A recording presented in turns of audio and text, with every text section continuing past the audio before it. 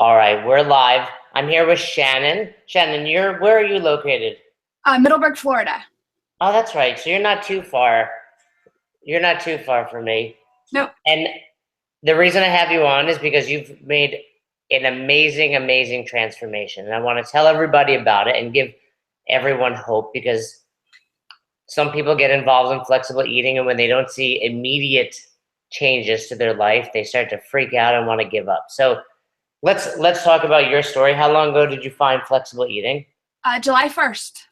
So we're coming up on almost a year, July 1st. Where'd you hear about it? My coach, Noel Fahmy at Middleburg Strength and Conditioning. And when you first hear about it, I'm sure there were some discussions about how you can eat whatever you want, donuts, etc. So Yeah. what's that like from someone that, maybe was there any skepticism? How'd you feel about that? Oh, a ton, because I mean, I've probably done every diet known to man. I mean, even as far back as when Fin was out. Yeah. And the first probably 6 months I was with Noel, he was like, "You're an undereater. You're not eating enough. You're not eating enough." And I'm like, how could you even be saying that? Because like I eat healthy. I have salads. I was doing everything. But he's like, "What are you averaging? 1,100, 1,200 calories a day?" And I'm like, "Yeah, that's what that's what I'm supposed to do." I tried Weight Watchers, and so he's like, he invited me to this challenge that had July 1st through August 10th, and I was like, "Okay, I'll try it." And it was scary. I mean, because the first week I couldn't eat all that food. I was like, "There's no way I can eat all this food." And then it started getting easier. And then I saw the weight dropping off, and then it was really getting easier, and it just kind of went from there. And I've really, really adjusted to it now. So you had to eat more in order to lose weight. When you first started, what was your weight on the scale? When I first started with the flexible eating, I think I was still around the 190s, 192, 193. And where are you currently? I am 159.4. So over a 30-pound loss in a year, but I think the bigger picture is it's sustainable. Yeah, oh God, yeah, definitely. I mean, I made it through Thanksgiving and Christmas with 6 kids eating cookies and different things. So you have 6 kids? I have 6, yes. That's great. my oldest one walking back there, and then the youngest one was playing a minute ago with the Buzz Lightyear. So you've been having kids for like 15 years? My oldest is 19 and my youngest is 2. She has 2. 17 years of kids. Yes. So when you decided to, lose weight, I mean, you had 6 children. So a lot of people that are starting to lose weight are, maybe they've had a or 2 kids. You've had 6. Yes. So I mean, really, this is possible regardless of what your past is with your body. Yeah, definitely. I mean, because I've always grown up with that whole clean plate syndrome. So I was even cleaning the kids' plates, like making sure that, oh no, you don't waste food. And, they leave little things, you just pick it up and eat it. And snacks, there's always snacks in the house, for the kids. And everything is sustainable. I mean, 3 of my boys play baseball. We're always at the baseball field. The concession stand is there. And I can still do things at the concession stand. I can have my cheese sticks. I can have my funnel fries. And have a good time and not miss out on the things that they want to do.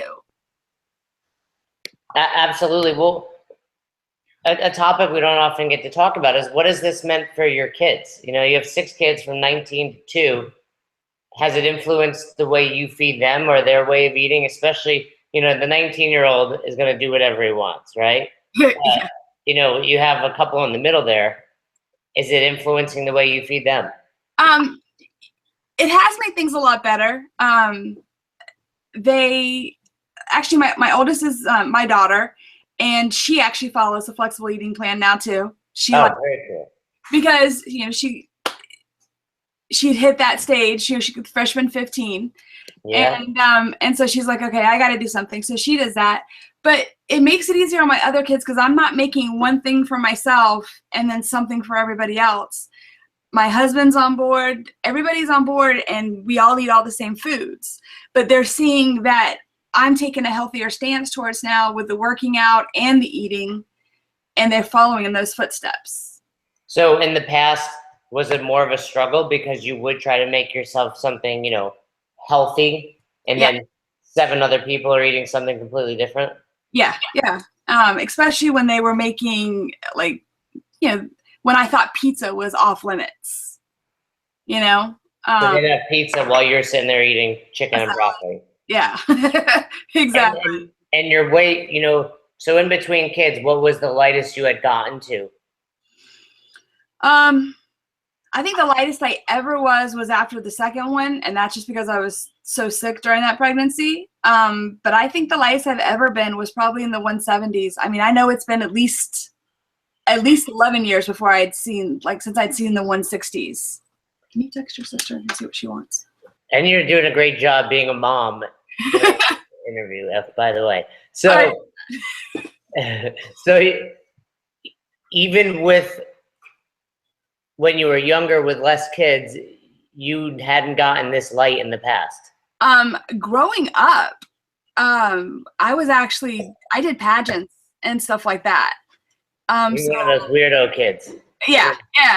So, my mom stuck me in all that stuff. So I danced and I did pageants. It wasn't until I got married, really, and I stopped dancing that the weight started slowly going on.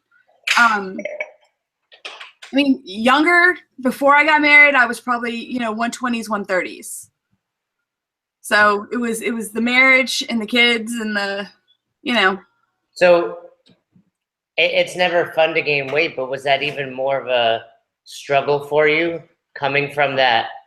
Like I know for me, coming from my wrestling and bodybuilding background, I'm crazy. I'll put on 2 pounds and I'm like, Roz, do I look fat? Because, I'm so used to seeing what I want to see in the mirror, which is just ripped and all that. Was it harder for you to get up that heavy coming from your background of pageants and dance and being, light, I'm sure, your entire life?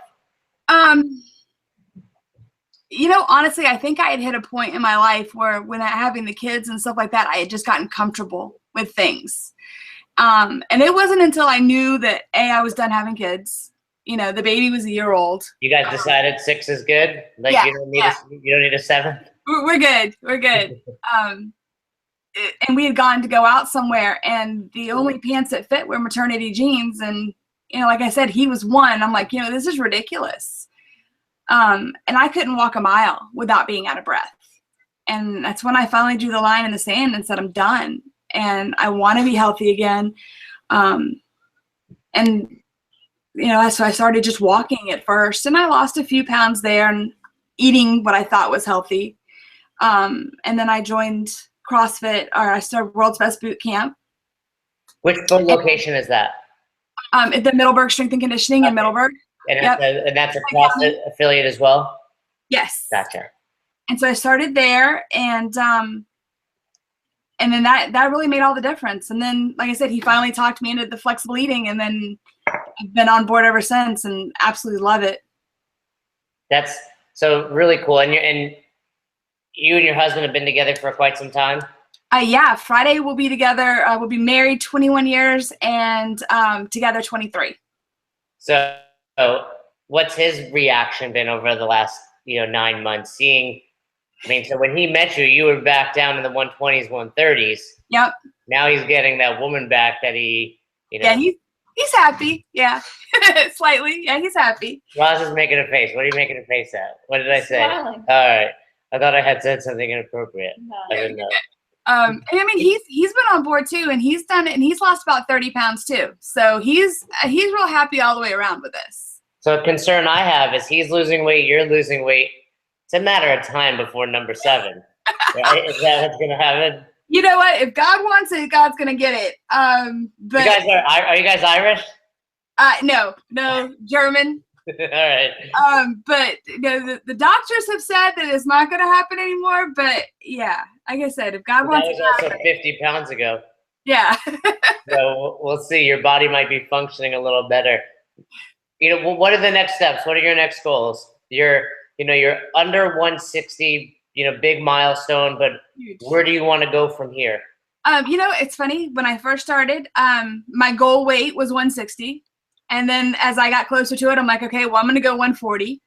And then when I hit the 150s, I'm like, you know what the hell? So I moved my goal down to 130, and I'm doing the open right now, and I'm loving it. It's nerve wracking, but I'm loving it.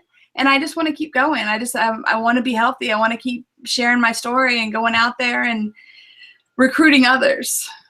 That's awesome. So what are we going to do to get you to 130? What's going to change? Is the scale still moving with what you're doing, or do you feel like you need adjustments? How has that been going? I actually I'd hit a little bit of a plateau around Christmas, but I wasn't super worried about it because I wanted to enjoy Christmas, with all the good foods. And then so that's when January 1st I readjusted my numbers to down to the 130, and it's been coming off. I mean, not quick, which is good because I don't want it to come off too fast, because I feel like if it comes off too fast, it comes back too easy. Exactly. So even with the illness that went around the house for about 2 weeks, we've maintained, and it's the last week I lost 4.8 pounds. Oh, wow. Yeah. So what's some advice you have for people that are watching that are similar to you in your journey, lost weight, but you battle through these sticking points for extended periods, a week, 2 weeks, 3 weeks? Well, how do you overcome them, both physically, in the box and with your numbers, and mentally? I think the biggest thing for me is I care and I don't care what the scale says on a daily basis. I weigh every day just so I can see how food affects my body, especially if I added something new in that I hadn't had in a while.